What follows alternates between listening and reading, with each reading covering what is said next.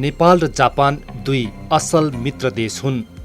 सूर्यले करिब 9 करोड 30 लाख माइल पार गरेर सागर र भूमिलाई पहिलो पटक छुने सूर्योदयको देश जापान हो। त्यसैगरी सागरदेखि उचाइ समेटेर सर्वोच्च शिखर बनेर उभिएको देश नेपाल हो, जहाँ सूर्योदयको पहिलो किरणले जापानपछि करिब 3200 माइलको दूरीमा एकसाथ छोइरहेको हुन्छ। यसरी नेपाल र जापान दुवै सूर्यभूमिका देशका रूपमा चिनिन्छन्। पूर्वी गोलार्धमा अन्तर सम्बन्धित भएर यी दुवै देश बलियोसँग प्रकृतिको गाँठोमा एउटै महादेशमा गाँसिएका देशहरू हुन्। यसैले नेपालको लुम्बिनीदेखि जापानको सुदूरपूर्वसम्म बुद्धका उपदेशले सिञ्चित भूमिका रूपमा पनि यी दुवै देश बाँधिएका छन्। हजारौं वर्षदेखिको यो सम्बन्ध अविछिन्न छ। यो परम्परागत सम्बन्धलाई सन् 1956 मा कूटनीतिक सम्पर्कबाट बाँधेर आधुनिक सम्बन्धको विकास गरिएको सन् 2016 मा 60 वर्ष नाघेको छ। सम्बन्धको यो निरन्तरताले सहयोग, मित्रता, विकास र आपसी विश्वासका नयाँ आयामहरू प्रत्येक वर्ष थप्दै गइरहेछन्।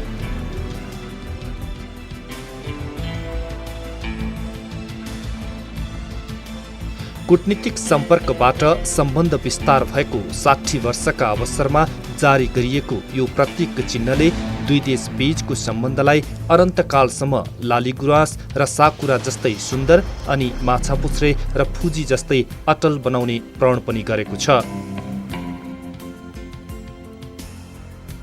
नेपालको लुम्बिनीमा जन्मिएका भगवान गौतम बुद्धका उपदेशका जगमा गाँसिएको दुई देश बीचको सम्बन्ध झाँगिएर पहिलो महिला आरोहीका रूपमा जापानी नागरिक जुनको ताबेले चुमेको विश्वकै सर्वोच्च शिखर सगरमाथा जस्तै उँचो र अटल छ।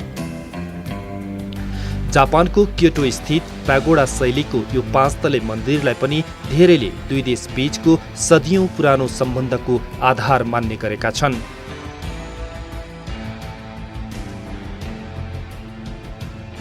टोजी टेम्पलका रूपमा परिचित यो मन्दिरको वर्तमान संरचना 17औं शताब्दीको हो। यद्यपि यसको इतिहास त्योभन्दा पनि निकै पुरानो छ। कोन्दोको अर्थ मुख्य हल हो र कोन्दो टोजी टेम्पलको सबैभन्दा ठूलो संरचना हो। कोन्दोभित्र गरिएको बुद्धका मूर्तिहरूको प्रतिष्ठापनलाई समग्र बुद्ध धर्मको भौतिक उपस्थिति मान्ने गरिन्छ। यस अर्थमा तत्कालीन अवस्थामा बुद्ध धर्मप्रतिको आस्था र प्यागोडा शैलीको मन्दिर निर्माणले पनि नेपाल र जापान बीचको धार्मिक एवं सांस्कृतिक सम्बन्ध सदियौं पुरानो रहेको स्पष्ट हुन्छ। प्यागोडा शैलीलाई नेपालको मौलिक शैली मानिएको छ। प्रमाणिक रूपले किकाई कावागुचीलाई नेपाल भ्रमण गर्ने पहिलो जापानी नागरिक मानिएको छ। पहिलो पटक सन् 1879 मा नेपाल भ्रमण गरेका कावागुचीले दोस्रो पटक सन् 1905 को मार्चमा नेपाल भ्रमण गरेका थिए। उनलाई त्यसबेला राणा प्रधानमन्त्री चन्द्र शमशेरले संस्कृत भाषामा लेखिएको बौद्ध ग्रन्थ प्रदान गरेका थिए, जुन ग्रन्थ आज पनि जापानको टोकियो स्थित रिसो विश्वविद्यालयमा सुरक्षित छ।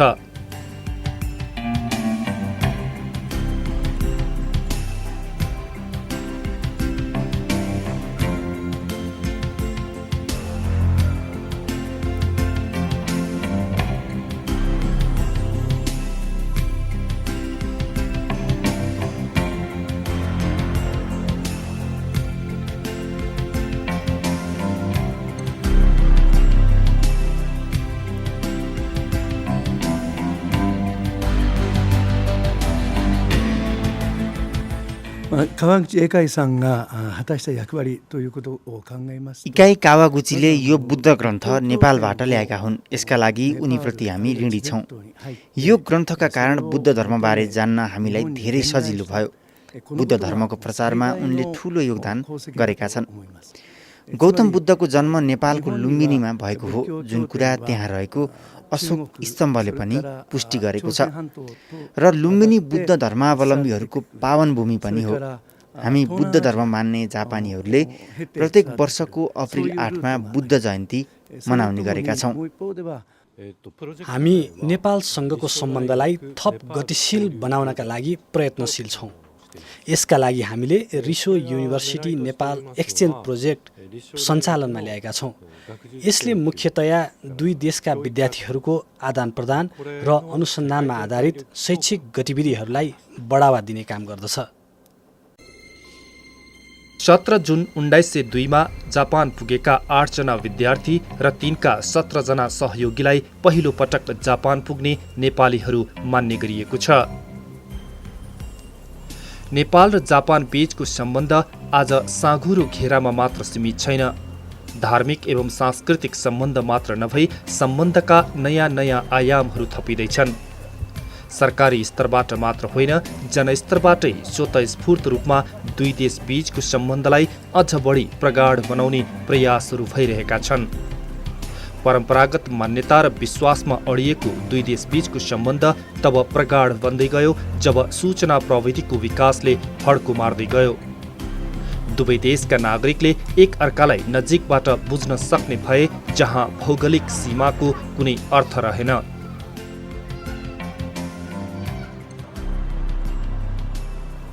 संसारकै एउटा समृद्ध देशका रूपमा नेपालीका मनमा जापान बस्न थाल्यो। जसै गरी जापानीका मनमा भगवान गौतम बुद्ध बस्न थाले अनि आँखा आँखामा हिमाल नाच्न थाले। समयक्रमसँगै जापानीले नेपाललाई बुद्धको देश र सगरमाथाको देश भनेर चिन्न थाले। सगरमाथाको देश नेपालको पहिचान जापानमा त्यति बेला बलियो गरी स्थापित भयो जब सन् 1975मा जापानी नागरिक जुनको ताबे पहिलो महिला आरोहीका रूपमा विश्वको सर्वोच्च शिखर सगरमाथाको चुचुरोमा पुग्न सफल भइन्। सन् 1970मा म पहिलो पटक नेपाल गएकी थिएँ। मलाई अहिले पनि सम्झना छ। नेपाल अति सुन्दर र आकर्षक देश थियो। काठमाडौँ सहरकै आसपासमा शीतकाम्य हिमालहरू देख्न सकिन्थ्यो। हिमाल चढ्ने मेरो चाहनालाई त्यो दृश्यले झनै आकर्षित गर्यो। नेपालका शेर्पाहरू र गाउँका जनता झनै राम्रा, दयालु र सहयोगी छन्। उनीहरूकै सहयोगबाट मेरो हिमाल आरोहणको यात्रा सफल भयो। त्यो सहयोगका लागि म उनीहरूलाई धन्यवाद दिन्छु र अहिले पनि म नेपाल गइरहन्छु। नेपाल र नेपाली जनता मलाई साह्रै मनपर्छ। जापानी नागरिकको सम्बन्ध जति नेपालका हिमालसँग छ, त्यत्तिकै निकट सम्बन्ध लुम्बिनीसँग पनि छ। आफ्ना मनभरि बुद्ध भएको बताउने जापानी नागरिकले नेपालीलाई सहयोग गर्न भनेर जनस्तरमा विभिन्न संस्था समेत स्थापना गरेका छन्। आर्थिक अवस्था कमजोर भएर पढाइबाट वञ्चित हुनु परेका नेपाली बालबालिकालाई सहयोग गर्नु उनीहरू आफ्नो कर्तव्य ठान्दछन्। मेरो मुख्य उद्देश्य वा धर्म नै हो। धर्म जापानको सिन्जोङ संस्थाको शिक्षक सबै नेपालको जनताहरूलाई सुनाउनको निमित्त गइरहेको छु नि। तर त्यस्तो सिलसिलामा धेरै दुःख पाउनु भएको मान्छे मेरो साथमा पारो आउँदै हुनुहुन्थ्यो नि। त्यसैले बिचरा के गर्ने, कसरी मद्दत गर्न सक्छु कि म चुप्प बसेर सक्दिनँ, बाँध्न सक्दिनँ नि। त्यसैले तर मेरो पैसा पनि त्यति छैन। तर सक्ने गरी अलिकति भएको मात्र भए तापनि दिनुपर्छ भनेर बेतुने मान्छे अलिकति मद्दत गर्दै आएको छु। नेपाल र जापान बीचको जनस्तरको सम्बन्धको दायरालाई फराकिलो पार्ने प्रयास बेला बेलामा हुँदै आएको छ। सन् 1989मा नेपालको काठमाडौँ र जापानको मात्सुमोतो एवं टुकुचे र टोगा बीच भगिनी सहर सम्झौता अर्थात् सिस्टर सिटी रिलेसन भएको थियो। यसपछि क्रमशः सन् 2001मा पोखरा र कोमेगाने एवं 2015मा लुम्बिनी र कोया बीच पनि भगिनी सहर सम्झौता भएको छ। दुई सहरको प्रकृति मिल्दोजुल्दो हुने गरी गरिएको यस प्रकारको सम्झौताले जनता बीचको सम्बन्धलाई अझ बढी उचाइमा पुर्याउन बल मिल्ने गरेको छ। पोखरा र यहाँनिरको कोमेगाने सहर छ, अलि सुन्दर सहर छ, त्यो दुईटा बिचमा सिस्टर सिटी एग्रिमेन्ट भएको छ। तपाईँ त्यहाँ जानुभयो भने त्यहाँको हरेक मान्छेलाई नेपालको पोखराको बारेमा थाहा छ है। त्यसैले गर्दाखेरि त्यहाँको मान्छेहरूको नेपालप्रतिको सद्भाव एकदम उच्च देखिन्छ।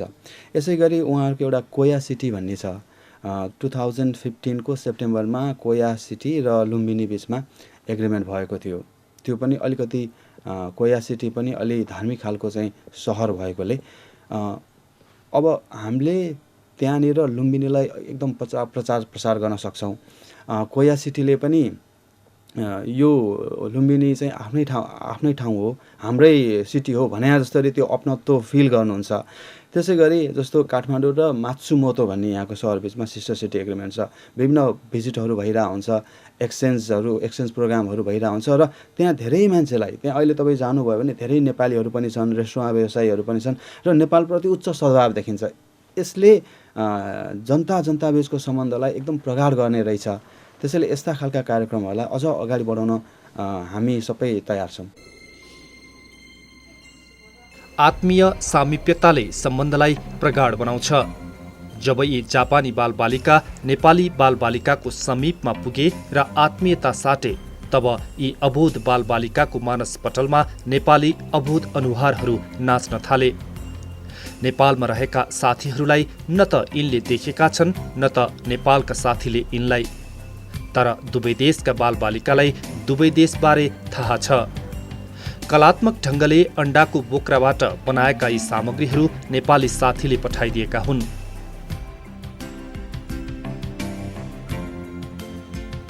अहिले यी जापानी बालबालिका पनि आफ्ना नेपाली साथीका लागि विभिन्न सिर्जनामा जुटेका छन्। यी कोमल हातहरूले कोर्दै गरेका सिर्जनामा नेपालको झण्डा छ, हिमाल छ, समग्रमा नेपालीपन छ। 5 वर्ष अघिको भूकम्पका कारण प्रभावित बालबालिकालाई लक्षित गरी हामी पत्रिका निकाल्ने निर्णयमा पुग्यौं। यसले बालबालिकालाई विभिन्न सिर्जनामा लाग्न प्रेरित गरेपछि एकातिर उनीहरू बिस्तारै भूकम्पको चोट बिर्सिन थाले भने अर्कातिर आफ्ना अनुभवहरू पत्रिका मार्फत अरूसँग पनि साट्न थाले। यसले उनीहरूलाई सामान्य जीवनमा फर्कन सहयोग गर्यो। यसै क्रममा 1 वर्ष अघि नेपालमा पनि भूकम्प गएपछि तामागो प्रोजेक्ट मार्फत हामी नेपाली बालबालिकासँग पनि नजिक भएका छौं। नेपालमा गएको विनाशकारी भूकम्पका कारण अत्तालिएका बालबालिकाको मनोवैज्ञानिक त्रासलाई कम गर्न भन्दै किड्स मिडिया स्टेशनको सहकार्यमा जापानमा बस्दै आएका नेपाली जिज्ञान कुमार थापाले यस्तो अभियानको चाँजो पाँजो मिलाएका हुन्। तामागो प्रोजेक्ट नाम दिएको यो अभियानले भूकम्प प्रभावित बालबालिकालाई भूकम्पको चोट बिर्साउँदै सिर्जनामा लाग्न प्रेरित त गर्छ नै, सँगसँगै कलात्मक सिर्जना साटासाट गरेको यो क्षण यी कोमल मनमा अमिट छाप बनेर बस्दा दुई देश बीचको सम्बन्धलाई भोलिका दिनमा अझ दरिलो बनाउन यो पुस्ता झनै क्रियाशील हुनेछ। यो हामीले गरेको तामागो प्रोजेक्ट भनेको चाहिँ बालबालिकाहरूसँग सम्बन्धित कुरा हो। यो चाहिँ साना साना बालबालिकाहरूले जापान र नेपालको बारेमा उनीहरूले एक आपसमा चिठी पत्रको आदान प्रदान गर्छन्, चित्रहरू लेखेर आदान प्रदान गर्छन्। त्यो चित्रमा उनीहरूले जापानिजहरूले जापानको बारेमा लेखेर पठाउँछन्, नेपालीहरूले नेपालको बारेमा लेखेर पठाउँछन्।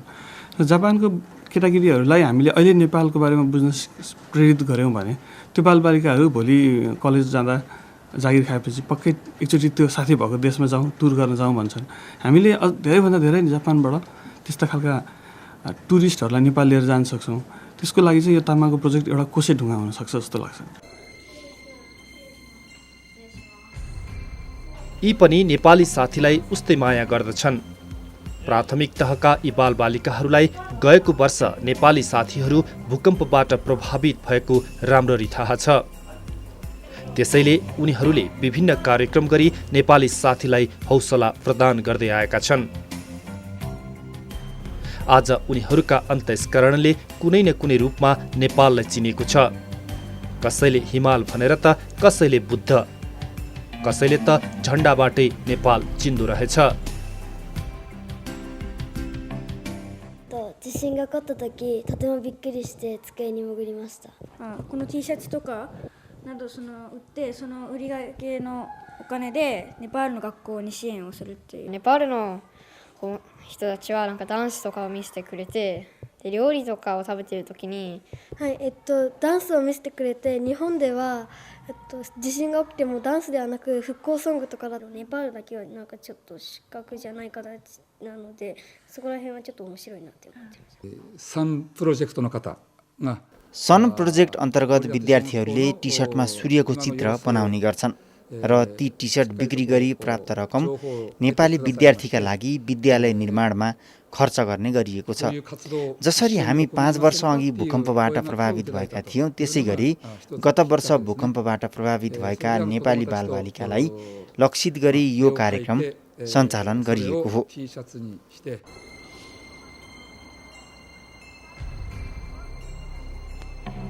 अहिले जापानमा बसोबास गर्ने नेपालीको संख्या करिब 58,000 पुगिसकेको छ। तीमध्ये 20% व्यवसायमा संलग्न छन्।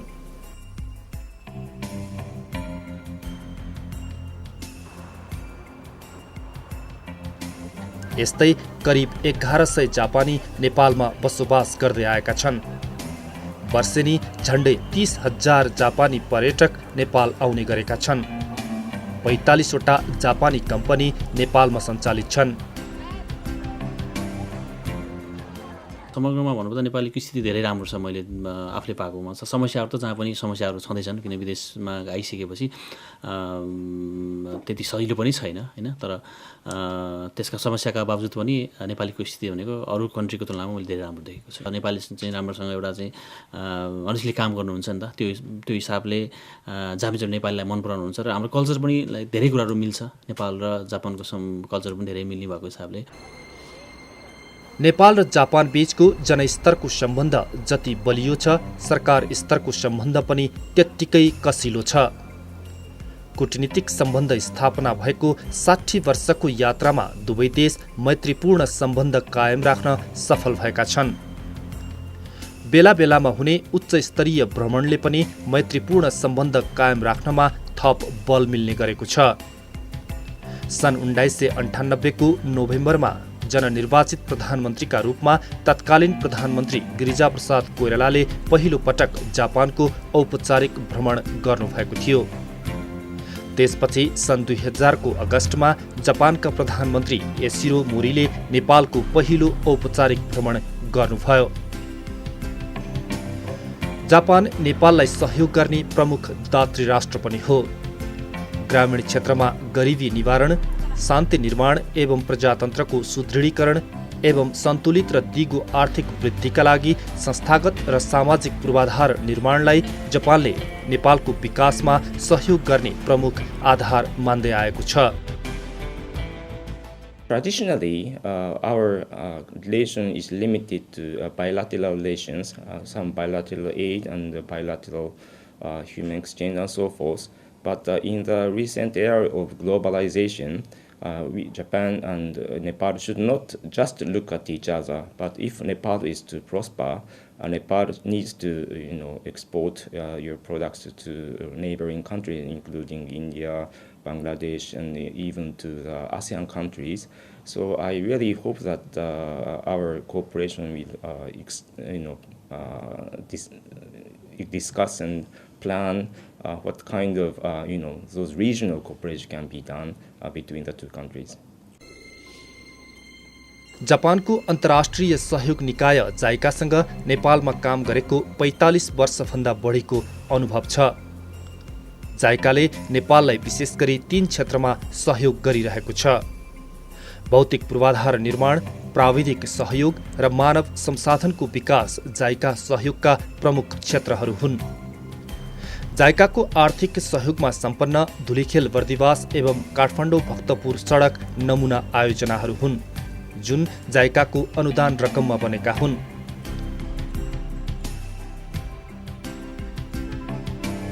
त्यसैगरी ऋण लगानीमा सम्पन्न कुलेखानी र कालीगण्डकी जलविद्युत आयोजना पनि दुई देश बीचको सम्बन्धका सशक्त आधारहरू हुन्।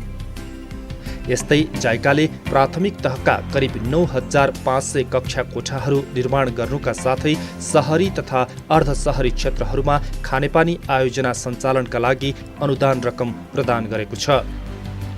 यसैगरी कृषि, वन, शिक्षा र स्वास्थ्यका क्षेत्रमा जायकाले गरेको प्राविधिक सहयोगले ग्रामीण क्षेत्रको जीवनशैलीमा परिवर्तन मात्र आएको छैन, जापानी प्रविधि पनि भित्रदैछ।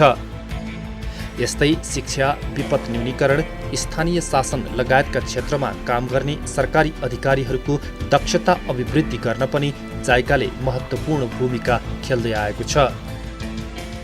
We really expect that from now, if your government can really make an effort to draw their potential to more efficiently, more openly, and in like a maximum the level, I think your country can really enjoy your good development and also the further growth, not only economy but also such kind of social the aspect. So maybe people is a really key to do that. नेपालमा प्रजातन्त्रको सुदृढीकरण र शान्ति प्रक्रियालाई टुङ्गोमा पुर्याउने सन्दर्भमा पनि जापानले निर्वाह गरेको भूमिका अविस्मरणीय छ।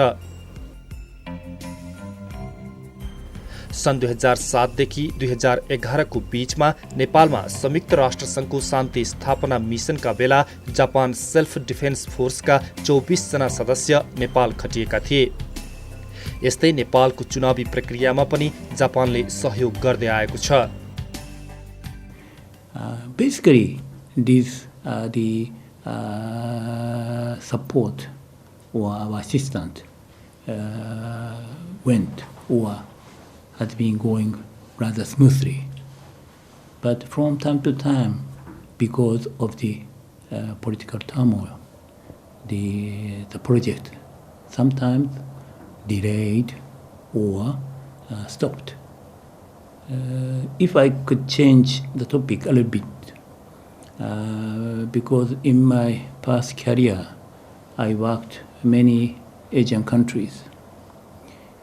Everywhere, I always think, what is the democracy and what is the development? The best thing is to realize the democracy and development, economic development, social development together. So in that sense, I really hope Nepal or Nepalese people continue to search for that way. That means, in one hand, to realize the democracy and at the same time to seek for the economic, social development. 5 वर्ष अघि गएको भूकम्प र त्यसपछिको सुनामीले दिएको पीडा जापानले पनि भुलिसकेको छैन। 1 वर्ष अघि मात्रै नेपालले पनि विनाशकारी भूकम्पको चोट सामना गर्नु परेपछि मित्र राष्ट्रको नाताले नेपालीको पीडालाई पनि जापानले आफैले भोगेको पीडाका रूपमा लिन पुग्यो। भूकम्प लगत्तै उसले उद्धार र राहतमा मात्र सहयोग गरेन, नेपालको पुनर्निर्माणमा सघाउन ठूलो सहयोग गर्ने घोषणा पनि गर्यो। सन् 2015 को मार्चमा जापानको सेन्दाईमा सम्पन्न विपद जोखिम न्यूनीकरण सम्बन्धी संयुक्त राष्ट्र संघीय सम्मेलनले आत्मसात गरेको पहिला भन्दा राम्रो बनाऊ अर्थात् बिल्ड ब्याक बेटरको मान्यतालाई सघाउन जापानले नेपालको भूकम्पपछिको पुनर्निर्माणमा करिब 26 करोड अमेरिकी डलर प्रदान गर्ने घोषणा गरिसकेको छ। The Japanese government has been extending cooperation to Nepal in various fields such as peace building, health, education, agriculture, transportation, energy, and so on. The basic policy of these cooperation is to facilitate Nepal's socio-economic development. I think this policy will not be changed in foreseeable future. Let me introduce some recent examples of our cooperation. First, the reconstruction from the earthquake is one of the most urgent tasks of Nepal government. Japanese government has already provided $260 million for the support of reconstruction of damaged houses, schools, and public facilities. We will continue to support the Nepal government for the early recovery from the earthquake and the construction of the much more resilient society. Second is about the Baneba-Shinzuri-Barbados Road, so-called BP Highway. As you all may know, this 160-kilometer road was constructed by Japanese Grand Assistance and completed in March last year. The major function of this road is not only to expand the transportation capacity between Kathmandu and the Tarai area, but also to improve the livelihood of the farmers living along this road. Before the completion of this road, farmers did not have any measures to access the big city market. But now they can convey their agri-product to Kathmandu within 2 or 3 hours and get cash income. Because of the completion of Sindri Road, living standard of farmers are improved a lot. We will continue to support Nepal by conducting those kind of useful cooperation in future. Nepal र Japan बीचको सम्बन्ध व्यवहार र चरित्रका दृष्टिले आपसी सहयोगमा आधारित, ऐतिहासिक एवं सांस्कृतिक दृष्टिले समभाव चिन्तन र स्वभावमा आधारित तथा सरकारी स्तरमा सहकार्य र समझदारी तथा जनस्तरमा अगाध मित्रता, आदर र स्नेहमा आधारित छ। सम्बन्धका यी आधार अघि बढाउन प्राचीन समयमा आध्यात्मिक उपदेश, नैतिकता र सौजन्यशील गाथाबाट प्रारम्भ भएको द्विपक्षीय शालीन सम्बन्ध बढाउन उति बेलाका यात्रीहरू, विद्वान तथा विद्यार्थीहरूले मद्दत गरे। त्यसपछि विश्व रङ्गमञ्चमा प्रजातन्त्र, सहयोग र आर्थिक विकासका आधारभूमिहरू विकास हुँदै यी दुवै देशको सम्बन्ध सोही अनुसार अघि बढ्यो। यसैगरी कूटनीतिक तथा राजनीतिक दृष्टिले विकास भएका सम्बन्धहरू नेपालको आवश्यकता, प्राकृतिक प्रकोपको उद्धार तथा पुनर्निर्माण र सङ्कटका बेला भरोसा र विश्वासमा आधारित हुँदै अघि बढेको छ। बितेको अतीत होस् वा वर्तमानको गतिविधिपूर्ण क्षण वा भोलिको विकासको नयाँ आयामको कुरा नै किन नहोस्, दुवै देशले आपसी सम्बन्धलाई निष्कपट र निस्वार्थ ढङ्गले उतारेका छन् र उतार्दै जानेछन् भन्ने कुरा पनि सिद्ध भइसकेको छ। दुई देशबीचको पारस्परिक सम्बन्ध अनन्तकालसम्म यसैगरी कायमै रहनेछ ताकि भावी पुस्ता दुवै देशको सुदृढ सम्बन्धका नयाँ नयाँ आयामहरूले भरिएको इतिहास कोर्न सफल होस्।